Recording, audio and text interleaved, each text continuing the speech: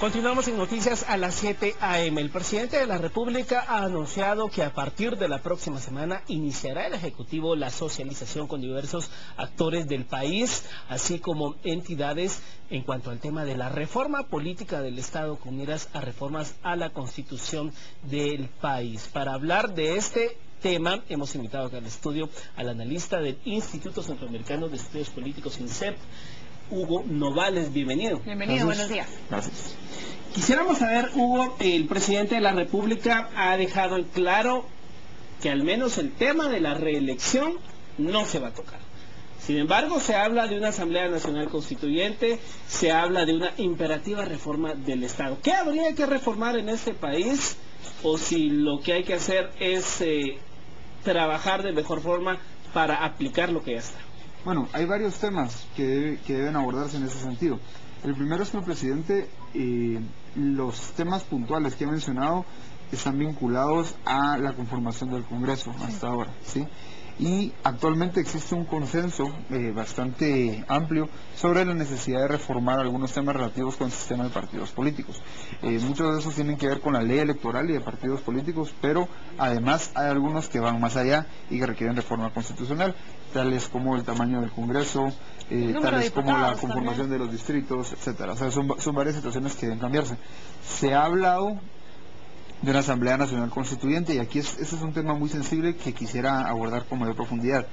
En primer lugar, la propuesta que está elaborando el presidente actualmente, hasta este punto, obviamente pues llevar un debate más intenso, pero hasta este punto no incluye propuestas provenientes de los partidos políticos.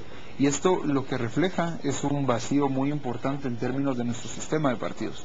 Es decir, los partidos políticos en Guatemala actualmente no tienen capacidad de propuesta, no tienen ideas que llegar a debatir a un foro de este tipo. Entonces, por lo tanto, cuando se especula sobre una posible Asamblea Nacional Constituyente, la pregunta que nos debemos hacer es, bueno, ¿quiénes serán los protagonistas de esa Asamblea? ¿Serán los partidos actuales, sobre los cuales se han hecho una infinidad de señalamientos sobre su cooptación por grupos corporativos o por grupos mafiosos? ¿Serán los partidos actuales sin una verdadera democracia interna? ¿Serán los partidos actuales sin postulados ideológicos claros? Y al final un debate de este tipo necesariamente pasa por los partidos políticos. Claro, necesariamente. Estábamos hablando de que muchos de los puntos que se buscan reformar con esta modernización del Estado, como lo ha llamado el presidente Otto Pérez Molina, se refieren al mismo Palacio Legislativo. Uno de estos puntos es la interpelación y la reducción de números de diputados que van a conformar el Palacio Legislativo. Aquí hay una cuestión que a mí me causa duda y que usted también ya lo estaba hablando hace algunos momentos. ¿Cómo, qué se debe entender con reducciones de diputados? ¿Será que con esto el presidente de la República está diciendo que ya no serán 158 diputados, o está diciendo que se va a poner el tope a los diputados, por un lado? Y por el otro es, ¿cómo vamos a saber ahora cómo va a ser la distribución de este nuevo número de diputados en el Congreso de la República? ¿Será que seguirá teniendo los mismos principios que está señalando la Constitución en cuanto al número de personas que conforman cada uno de los distritos electorales y el desarrollo económico, o cuáles deberían ser los que se empleen? Bueno, hay varias cuestiones que hay que ver ahí. Primero, la propuesta del presidente va específicamente para la elección uninominal de diputados versus las listas plurinominales que tenemos ahora. ¿Qué significa esto? Significa que los distritos se reducirían en tamaño y que a cada distrito correspondería un diputado. Ahora, el problema que vemos con este tema es que las listas de diputados no son malas en sí, o sea, los distritos plurinominales no son malos en sí, sino que lo que hacen es que se corresponden con una realidad política y social determinada en Guatemala. ¿Qué significa esto? Cuando tenemos una lista de diputados, esto nos permite aplicar el principio de representación proporcional de minorías. Cuando tenemos distritos uninominales o distritos con un solo diputado, las minorías quedan sin representación. Y esto es algo que debe verse con mucho cuidado. Hay ya sobre la mesa una propuesta demagógica, por así decirlo, de eliminar las listas de candidatos o las listas de diputados, porque se cree que de esta manera la gente no sabe por quién va a votar, pero hay muchas alternativas intermedias como las listas semiabiertas que todavía no se han considerado. Ese es un tema. ¿Y en qué consisten esas listas semiabiertas? Una lista semiabierta, por ejemplo, en lo que consiste es en que usted podría votar dentro de una lista propuesta por un partido político Usted podría determinar el orden en que los diputados van dentro de esa lista. ¿Qué es lo que se utiliza en El Salvador? Es lo que se utiliza actualmente a partir de la última reforma en El Salvador. Pero, por ejemplo, uno ve el sistema electoral estadounidense, incluso hay unos estados en México donde el diputado y el senador pelea con el otro candidato del distrito. Yo creería que podría ser una forma también de entrarle al tema nominal. Bueno, porque se da el caso de que muchos se cuelgan, por ejemplo, pongamos un caso, Roberto Alejos ahorita en la pasada elección.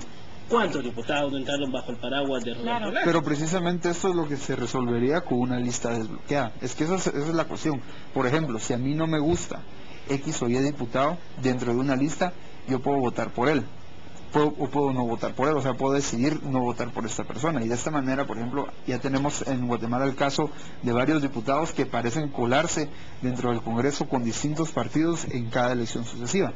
Esto se eliminaría con una lista desbloqueada. Pero, y de regreso al tema también del tamaño del Congreso, que es otro de los temas importantes. Es necesario, si no, el Palacio Legislativo va en 2 periodos más, ya no van a caber. Lo que pasa con esto es que actualmente sabemos de que tenemos un problema, en el sentido en que el Congreso, por los parámetros establecidos en la Constitución, está diseñado para crecer indefinidamente. Exacto. Sin embargo, no necesariamente un Congreso más grande es peor, ni un Congreso más pequeño es mejor. Se hace muchas veces este argumento falaz sobre que un Congreso menor significa menos gasto, menos corrupción, pero al final, en términos de gasto, el presupuesto del legislativo es una porción mínima del presupuesto del Estado. Eso es algo que debemos de tomar muy en cuenta, aunque a nosotros 300 millones nos parezca mucho, en términos del presupuesto del Estado no es tanto. Y segundo, que no necesariamente porque haya menos diputados va a haber menos corrupción. Ahora, ¿qué sí podría pasar si hay menos diputados? Lo que podría pasar si hay menos diputados es que se debilita la representación. ¿Qué quiere decir esto?